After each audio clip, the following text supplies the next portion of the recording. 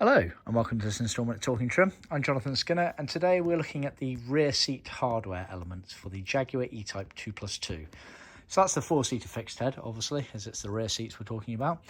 And this is a bit of a continuation video to one where I've detailed our seat covers alongside the original seat covers fully trimmed up, and we're sort of midway through. As you can see here, we've stripped the old seat covers down. So I thought it was a nice area to do a bit of a video to show you the elements of the originality of the way that the actual seat frames were constructed of the hardware, but also the foam kits that we can offer. So obviously you all know that the rear seat on the E-Type 2+2 was kind of in three sections. You had the cushion base, the bit your bum goes on. Then you had the backrest, which was separated into the upper backrest and the lower backrest. The upper backrest is obviously the big frame that then goes into the back of the car for the sort of rear luggage area. Now, it's worth noting for this element here, apart from the cover, I haven't got any of that section in this video. And the reason for that is the foam on that often, well, one, we don't do an official foam kit for it, like these elements here. And the reason for that is because often all you need to do is build up the old seat foam using some 3 or 6 mil foam, which we can supply pre-cut bits for those, but it's not sort of like a thicker, more purposeful seat foam padding kit like these other ones. So haven't really included anything for that backrest section there, so just bear that in mind. It is worth checking out the description below, as there will be some bits in there that I've probably overlooked. I do these videos off the top of my head. But there'll also be some useful links to other videos. So there'll be the video before this where I'm showing the parts before we strip them down along with our seat covers. And then there'll obviously be a follow-on video after this of these items fully trimmed up using the new covers, etc. So anyway, let's start with the base areas, the bit your bum goes on. So it's majority spring. You can see here, then it had like a Hessian sack to kind of protect the springs from the foams and the covers. The Hessian kind of went all the way around and was hog ringed on, which is the same principle that they used to actually trim the seat covers themselves. So springs wise, you can't get them as far as I'm aware, so just make sure that they're in decent working order. They often are. You might have to repair the odd one or two here or there, but overall they're normally pretty good. Hessian you can obviously replace, but don't necessarily need to. And then you've got obviously the foam. Now the original ones were moulded Dunlop. We've even got the Dunlop latex foam company on there, which is pretty cool. And then you can see here, I mean, you can see where the pleats are all situated, etc. But you can see here the amount of upholstery wadding that is used in certain areas, and I think that just goes to show that even the original factory production line had to use these sorts of materials sometimes to get the best finish on certain areas of the car. It's worth noting that trimming of seats is very much an organic process. So one seat to the next just will not be the same. If you had two of these alongside each other and you trim them in the exact same way, which is almost impossible, unless you're a robot, you're going to find that certain areas don't behave the same way. It's an organic process, trimming a seat, down to the sort of techniques involved, but also the raw materials. You know, leather is a natural product and therefore behaves differently, shall we say, in certain areas. So worth noting that, yeah, even the original factory production line use things like seat wadding, upholstery wadding, to attain a better finish. So I just thought I'd show a quick video showing those sorts of bits there. We can supply this material, the upholstery wadding, the exact same stuff, so just bear that in mind. Now obviously the aftermarket foams, these are actually just high density cut foam, which can just replace over the top. We are actually developing with our moulding manufacturer a potential moulded version of this, just FYI. But for years we've used this high density foam here, so it does, let's say, 80% of the job pretty well, and then you just have to manipulate, shall we say, to get the final finish. But it's got all the main sort of contours that you need. That being said, it's worth noting that often you find with the rear seat, much like I've said about the upper part there, with the rear seat of the 2+2s, because they didn't get used that often, you don't tend to find that the actual foam has disintegrated that much, not like the front seats, where because of the usage of them and, you know, the physics involved in particles and atoms moving around in it and whatnot, the foam's just disintegrate over the time. Effectively, it's the seat cover that's holding them together.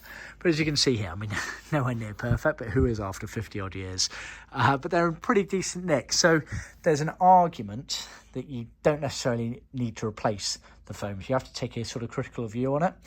But I would suggest with something like this, you're absolutely fine to basically skim over the top of it with some 3 or 6 mil foam, and that will probably do the job well. It's still got the bouncy resistance in it.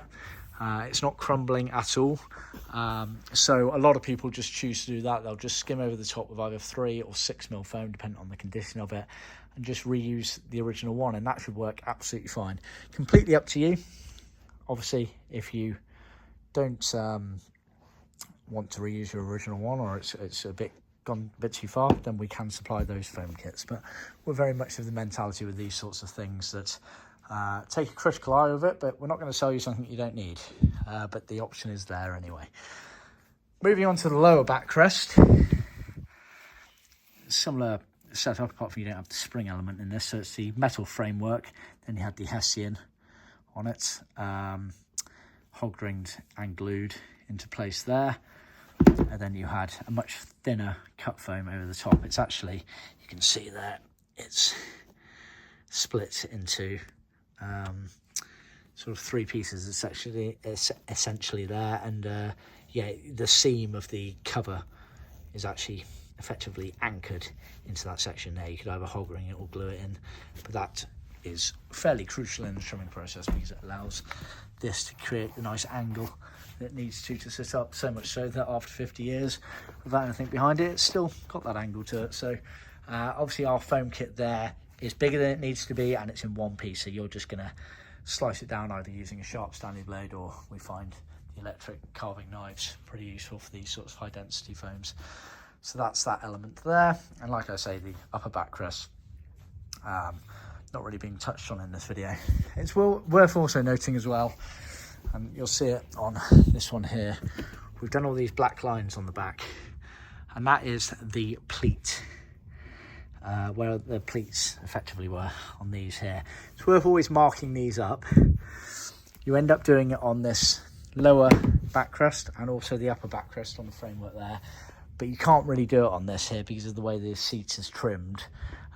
There's nothing really for you to mark it on accurately anyway. So effectively, with that in mind, you almost want to be doing the cushion base last because you're matching the pleats up to the backrest section there. But with all of these things here, and this is something that I will plan to do with our guides that we plan on making for these sorts of things, make sure that the pleats match up between the cushion, lower and upper backrest anyway. These didn't particularly. They were not too bad. It's the sort of thing when everything's in the car, because you're never going to see them kind of head on really, you wouldn't have noticed, but they weren't perfect, and so there's no point copying markings over of things that weren't properly lined up. We found it as well with the luggage rails in the back. They were way off. Well, not way off, a couple of them were way off, but again, it's the sort of thing when it's in the car, because it's up against the backrest of this section here, you wouldn't really see it. But still, there's no point, if you're going to redo these things, of making the same mistakes that the original trimmer did back in the day on the production line. So while we always say it's worth making all these drawings and measurements and notes and things like that, always double check it before. Just because Jaguar did it doesn't mean it's right. In fact, it often means the opposite. They weren't exactly, should we say, methodical to details with these cars when they were doing in the mass production, so it's always worth checking that. But yeah, definitely you want to be marking the pleats on where they were, both the upper and the lower backrest there, and then you match the cushion up accordingly during the trimming process. But like I say, worth obviously marking them on, but always double check actually that things were matching up nicely between the seats anyway. Okay, just sub 10 minutes, so not too bad. Thanks for staying with me on that one. Just thought I'd do a very quick overview of these sorts of things before you see kind of stage 3, which is the trimmed up items. But yeah, like I say, seat foams available, not always needed, but if you need them, let us know. Thanks for tuning in. Please remember to like, subscribe and share with other classic car enthusiasts, and I'll see you next time.